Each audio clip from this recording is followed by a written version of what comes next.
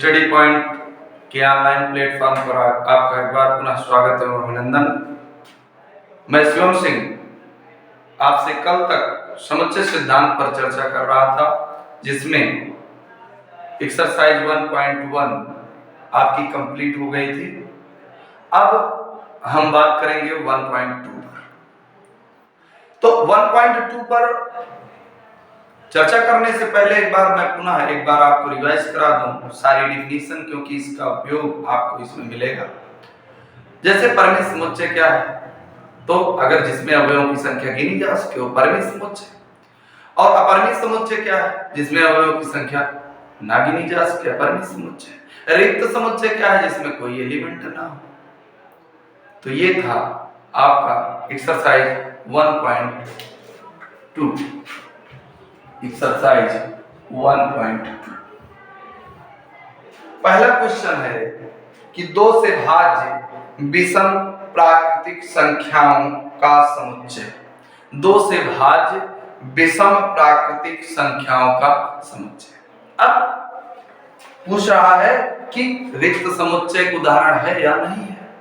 तो रिक्त समुच्चय क्या होता है, जिसमें कोई एलिमेंट ना हो। 2 से भाज्य विषम प्राकृतिक संख्या है, तो विषम संख्याएं 2 से कभी भाज्य नहीं होती, इसलिए इसमें जो नंबर ऑफ एलिमेंट आएगा वो कितना आएगा, 5 आएगा। अतः ये क्या है, रिक्त समुच्चय है। सॉरी, ये ब्रैकेट मत लगाइएगा क्योंकि ये सिंगलेटन सेट को दर्शाता है। तो यहां पर ए एलिमेंट आएगा 5, क्योंकि 2 से विषम संख्याएं कभी भी भाज्य नहीं होंगी।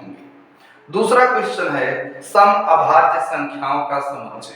सम अभाज्य, आप जानते हैं कि अभाज्य संख्याएं वे संख्याएं होती हैं जिनके अधिकतम 2 गुणनखंड हो, या तो वह स्वयं या तो एक। लेकिन सम अभाज्य की बात कर रहा है, तो सम अभाज्य केवल और केवल 2 है ऐसी जो सम अभाज्य कही जाती है। ये सिंगलेटन सेट का उदाहरण है, एकल समुच्चय का उदाहरण है, इसलिए यह रिक्त समुच्चय नहीं है। यानी इसमें लिखेंगे कि रिक्त समुच्चय नहीं है।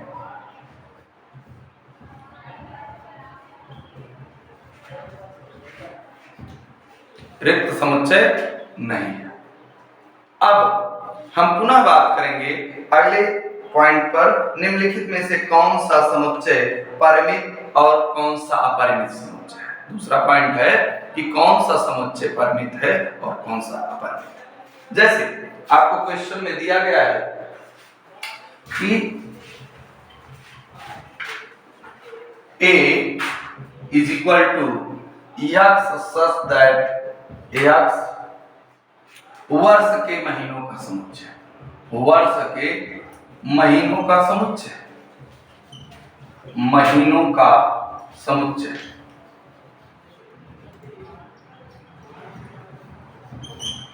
x such that x वर्ष के महीनों का समुच्चय।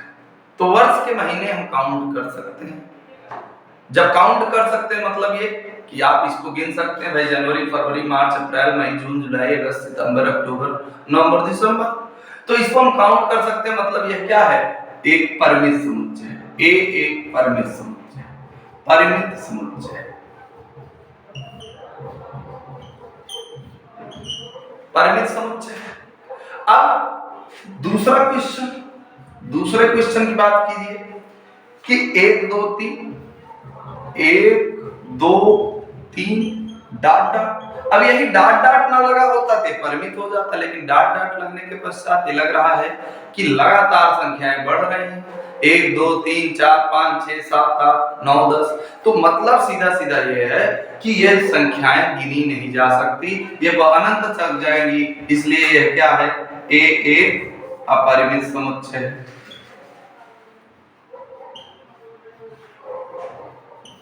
एक अपरिमित समुच्चय है। अब तीसरे क्वेश्चन पे आइए। तीसरे क्वेश्चन पे बात की जाए तो तीसरे क्वेश्चन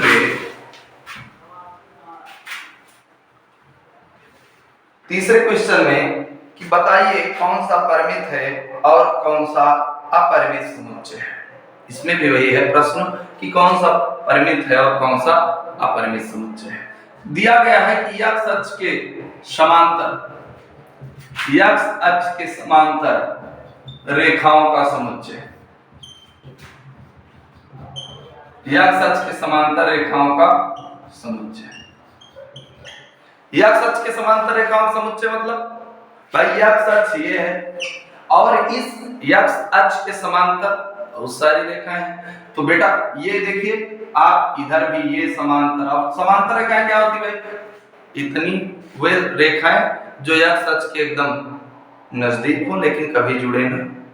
तो यहाँ पर ये बहुत सारी अनंत संख्याएं खींची जा सकती है, बहुत अनंत संख्या में समांतर रेखाएं खींची जा सकती हैं। इसलिए ये क्या होगा? अपरिमित समुच्चय। ये क्या होगा भाई? अपरिमित समुच्चय। ये अपरिमित समुच्चय होगा। क्यों होगा? आप जान रहे हैं कि x अक्ष के समांतर बहुत सारी रेखाएं खींची जा सकती हैं। दूसरा है अंग्रेजी वर्णमाला के अक्षरों का समुच्चय। अंग्रेजी वर्णमाला के अक्षरों का समुच्चय, अंग्रेजी वर्णमाला के अक्षरों का समुच्चय।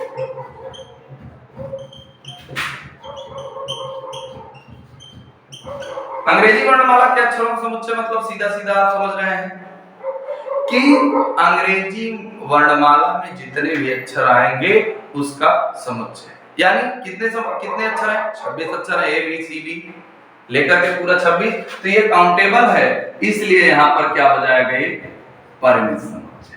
क्या हो जाएगा? परिमित समुच्चय। ये कौन सा समुच्चय हो जाएगा? परिमित समुच्चय हो जाएगा। तो यहाँ पर ये मैटर है कि आपका परिमित समुच्चय हो गया। अब अगले पॉइंट पे चलिए। कह रहा है कि A इक्वल्स टू B, जो समुच्चय A है वो क्या B के इक्वल है? इक्वल सेट की डिफिनीशन मैंने आपको बताया, समान समुच्चय कि समुच्चय A को समुच्चय B का समान समुच्चय कहा जाता है यदि और केवल यदि A का प्रत्येक अवयव B में हो और B का प्रत्येक अवयव A में हो।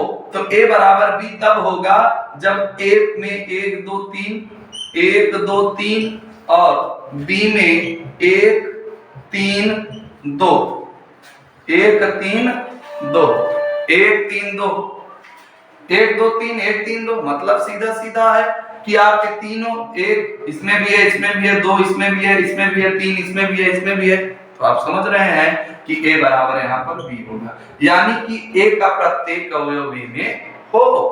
तो ये तीसरा पॉइंट है। आप जानिए कि इस समय आप जिस स्थिति में आप जिस स्टेज में पढ़ रहे हैं उस समय आपकी लाइफ का सबसे गोल्डन चांस है।